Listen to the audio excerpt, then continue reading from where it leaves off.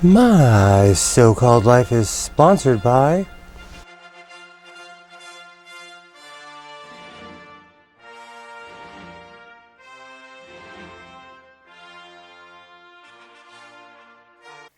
Hello, and welcome to the House of Sewing. My name is William, and this is my so-called life. So, lately, I have been sewing and not sleeping and just sewing. I've taken the opportunity to try to finish and start every project I can get my hands on. In today's video, I'm going to show you everything I've made in the past 2 weeks. Also, a patch that I should have done a while ago, and my rant on why I'm kind of done with the Goodwill and maybe even Las Vegas in general. This is gonna be a good one. But like I always say, instead of talking about it, let's go check it out. Get the most fun out of life, out of being a mother and wife, with new fashion excitement that's all created by you. On your new Touch and Sew sewing machine by Singer. Touch and Sew, another first from Singer. Be the girl with the golden touch on your new Singer Golden Touch and Sew machine. Dozens of exclusive features, like this new built-in needle threader for the golden slant needle and the push-button bobbin that winds right in the machine. What a wonderful new feeling. You can do all three kinds of sewing: straight, zigzag, and chain stitch. Touch and Sew, the push-button bobbin way. Come sew on one at your Singer Center. Choose from 5 Touch and Sew models from $149.95. What's new for tomorrow is at Singer today. I am definitely one of those people who do not plan anything when it comes to sewing. I call my sewing slam sewing because it's kind of like slam poetry. I walk up, I show what I've made, and I go on about my day.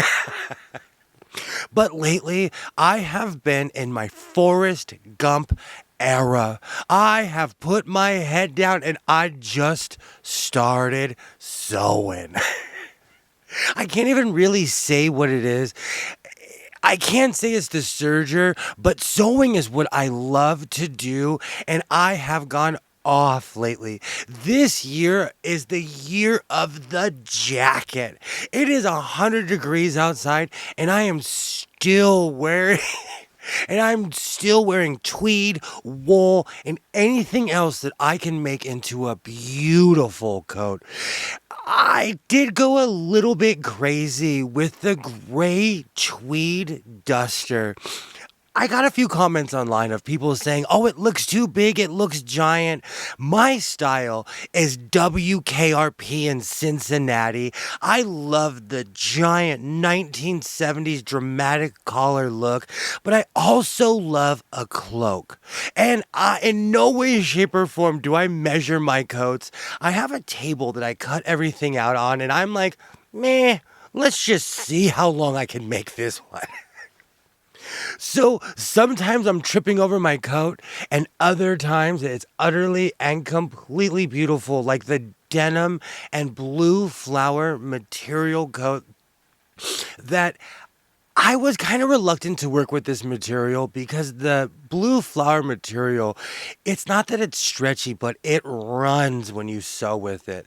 I made a hoodie with a red rose material that's the exact same print, just a different color.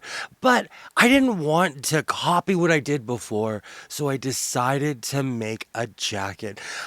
I am in love with the way that the denim and the rose looks. It's utterly and completely beautiful. And I am definitely Captain Serger at this point. I make these overnight because I'm a bit of an insomniac. Even my giant tweed hoodie, this is something that I could say I stayed up all night, but it's not like I was going to sleep anyways, this is something that is perfect for the winter. If you live in Alaska, Antarctica, the North Pole, give me a call. I might send this to you because this is perfect for a cold weather area. I live in the desert, so I'm just dreaming of cooler days.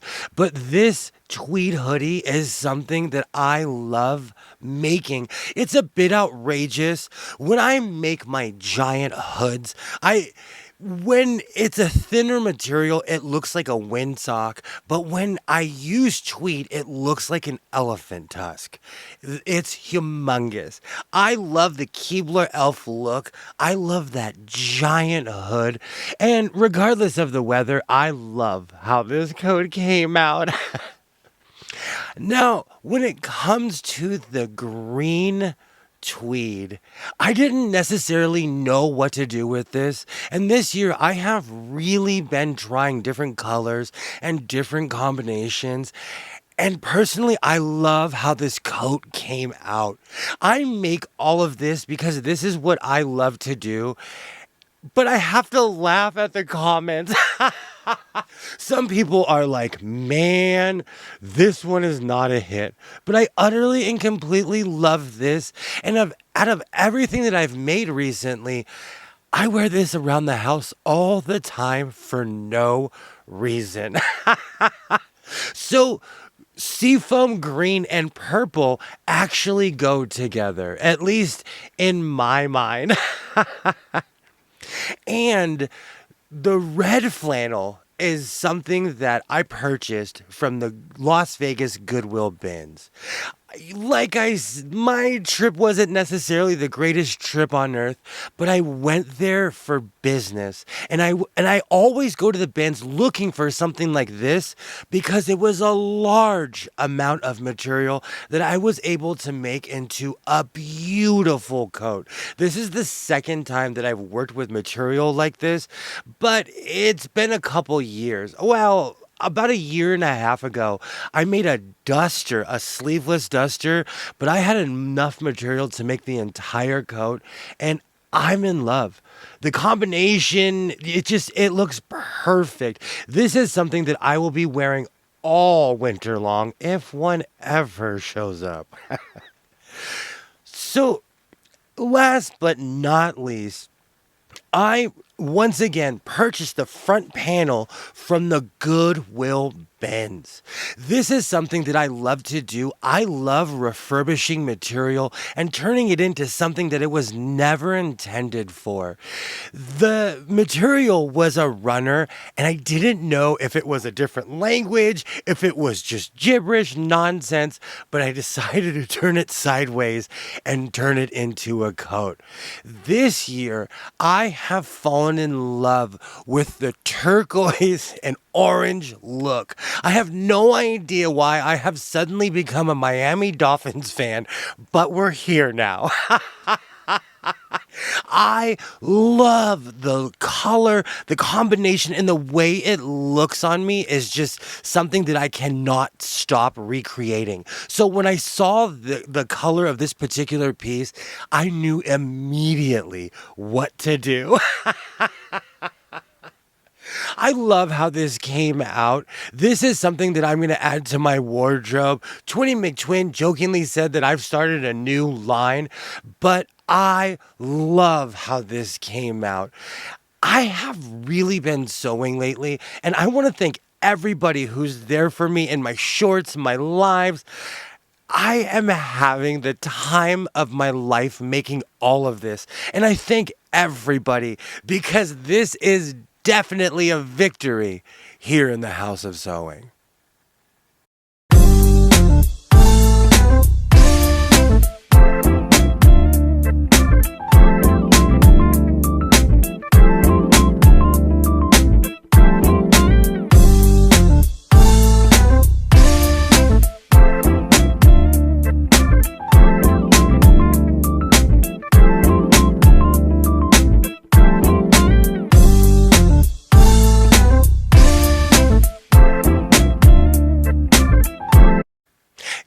I have no idea why I forgot about my lemon coat. I absolutely love how this came out. A while ago, I used this material for the lining of a coat on a live stream. And during that live stream, quite a few people commented of, "Hey, is that the outside of the coat?" Because I love that. So I made it my mission to make a coat, and it took a while. I love how this came out. This is definitely a conversation piece. And yes, I'm going to wear this coat to the farmer's market. They're test-touching Touchtronic memory machines. Incredible. I'm Polly Bergen. Only Singer makes machines this easy to use. Touch. The memory remembers your stitch pattern instantly. Touchtronic speed control remembers to adjust your fabric thickness. What about basting? Touch. Great. You can forget about your sewing machine and concentrate on sewing. The Touchtronic memory machine family. Come take a test, Touch.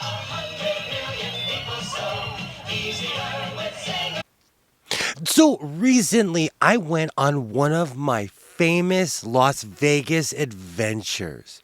Little did I know it was going to be a Las Vegas disaster. First, I completely and utterly got lost going to Las Vegas. The freeways all over Los Angeles are shut down. They're being rerouted for the Olympics. And it does nothing but inconvenience the people who are actually from there. I was driving and I reached Palmdale, California. It's one of those towns that's out in the middle of nowhere, and it's built on the desert city principle. That means a city block is like 3 miles. So I got directed off the freeway from the CHP, and it said, "Oh, follow these signs." The detour signs were all over the place. Little did I know was that every single freeway exit except for one going north was being worked on.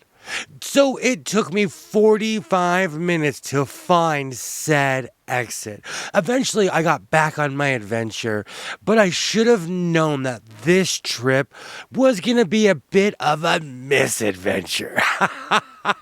But even with that being said, I still had a great time. So I ended up getting to Vegas in 3.5, almost 4 hours. Usually it takes me about 3 hours to get there, and that's okay.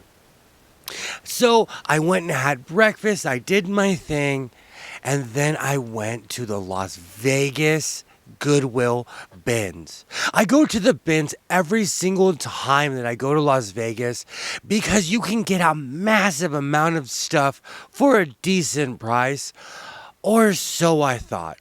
I did my normal perusing where I went crazy at the Goodwill bins. I purchased all kinds of amazing stuff. And of course, I was more focused on purchasing stuff for sewing. Because I love sewing. So I was looking for nothing but sewing accessories. I was really successful. I purchased a bunch of yarn with the faint dream of knitting someday. And I also purchased a bunch of material. I purchased a ton of material for dusters, jackets, and everything else that I love to do. This particular trip to the Goodwill bins was extremely successful. I got to the cashier. I weighed everything, and I noticed that the price was about $10 to $15 more expensive. I really didn't think anything of it because usually when I go to the Goodwill bins, it's on a sale day or it's on something where in Nevada, Goodwill has this thing where if you give them your phone number, every other trip is half off or something crazy like that. So I paid the lady and moved on. I put everything in my car. I was ready for my thrifting trip. And then I went to another Goodwill.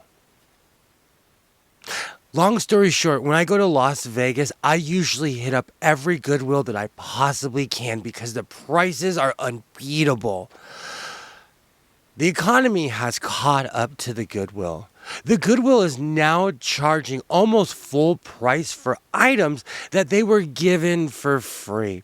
One of the reasons I love going to the Goodwill is because it's an affordable treasure hunt. And I feel like those days are coming to an abrupt end. It's kind of sad. I love shopping the Goodwill, and if I wanted to, I could still go there and go crazy. But in this economy, for the prices they're asking, wow, it's not worth it. So I went to Las Vegas to meet some amazing food, stay for one night. I did purchase quite a few things, but I didn't purchase anything near the amount that I normally would on a Vegas trip. So, all in all, I'm going to find somewhere else to go. But I am definitely calling this a victory, kind of, here in the House of Sewing. So, in the end, I'm not going to give up on the Goodwill. I'm not going to give up on Las Vegas. I'm just not going to go as frequently as I used to. I'm going to find new places to go, new towns, new adventures. So, let me know if there's a fabric store in your town, if there's something that's worth visiting. I love tiny museums, giant balls of yarn, Velcro museums, Wild Wild West museums. I love it all. But like I always say, until next time, reinforce your seams, be yourself, and I will definitely see you next time.